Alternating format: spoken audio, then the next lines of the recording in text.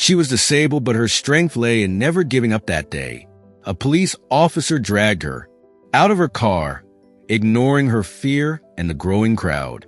What happened next turned her into a symbol of resistance against injustice. This story will leave you speechless. Let's go back to where it all began.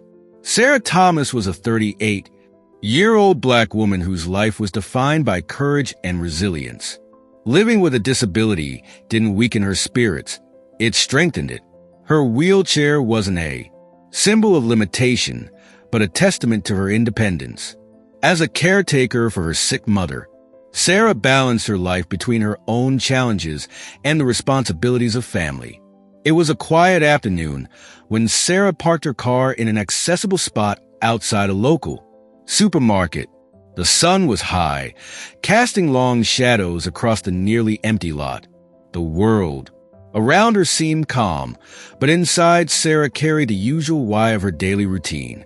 Her car was a lifeline of reliable vehicle equipped with special modifications like hand controls and a ramp to accommodate her wheelchair. Today was no different from countless other trips to the store. Her mission was simple: pick up her mother's medication and return home. But as she sat in her car, Malai preparing for the task, a growing sense of wonds crept over her. She brushed it aside, focusing instead on the to-do list in her mind. That's when she noticed a police car pulling up beside her. A white officer in his early 30s stepped out. His uniform was crisp, his posture rigid, and his expression unreadable. Sarah felt her heartbeat quicken as he approached her car. "Ma'am, you're parked in a no-parking zone. This area is for customers only," he said, rapping on her window with a curt knock. Sarah blinked momentarily, stunned by his abrupt tone. She rolled down the window, her voice steady but polite. "Officer, I'm parked here because I have a disability. I need to pick up my mother's medication. This is an accessible spot, and I have every right to park here." The officer frowned, deepened his eyes, scanned her car, and his posture stiffened even further. "Step out of the vehicle," he ordered, ignoring her explanation. Sarah's heart raced. "I can't," she replied firmly, undisabled. "I have mobility issues." Her words only seemed to fuel his irritation. Without warning, he yanked the car door open, his hand gripping her arm. Fear surged through Sarah as she clung to her wheelchair, her voice trembling. "Please stop. I told you I'm disabled." The commotion began to draw attention. Shoppers paused mid-step, their curiosity piqued by the escalating scene. Some started recording with their phones, their expressions AMX mix of shock and disbelief. A young black man in the crowd stepped forward, his voice shaking with anger. "Yo, she's disabled. Why are you treating her like this?" he demanded. The officer turned his glare to the man. "Step back." He barked, his grip on Sarah unrelenting. Sarah's body trembled as she tried to resist, but her strength was no match for the officer's force. Her wheelchair, the very thing that gave her independence, remained in the car. Abandoned, she felt exposed and powerless, the weight of the moment crushing her spirit. Amid the chaos, Sarah's phone buzzed in her pocket with trembling hands. She pulled it out and saw a message from her sister, Aisha. "I'm on my way. Stay calm. Everything will be fine." Aisha was not just her sister. She was her fiercest advocate as a prominent civil rights lawyer. Aisha had spent years fighting cases of police misconduct and discrimination. Knowing that Aisha was on her way gave Sarah a glimmer of hope amidst the chaos. The crowd continued to grow, their murmurs growing louder. Another voice rang out, a middle-aged woman with a firm tone.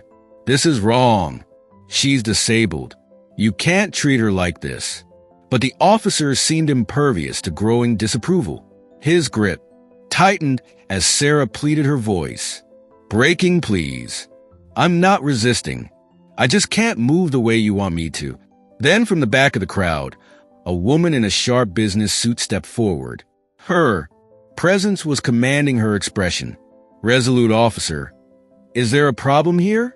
she asked, her voice calm but authoritative. The officer hesitated, momentarily thrown off by her assertive tone. This woman is refusing to comply. She's in violation of parking regulations, he said, his voice defensive.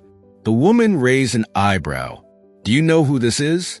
she asked, her words deliberate. The officer blinked, clearly confused. "No, ma'am," he replied. "This is Sarah Thomas."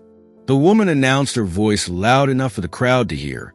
Her sister is Aisha Thomas, a top attorney for a major civil rights organization.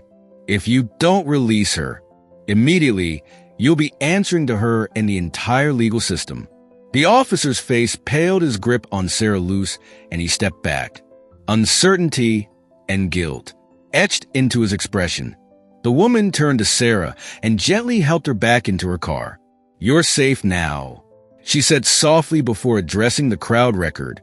"Everything, don't let this go unnoticed." By the time Aisha arrived, the officer had already left. But the incident was far from over. The footage captured by bystanders spread rapidly on social media, igniting a firestorm of outrage. News outlets picked up the story, turning Sarah into a powerful symbol of resistance against injustice. Sarah, with Aisha by her side, didn't stop there. They filed a formal complaint, demanding accountability not only for the officer's actions, but for the systemic issues that allowed such behavior to persist. The incident became a rallying cry, drawing attention to the insect ion of race, disability, and police misconduct.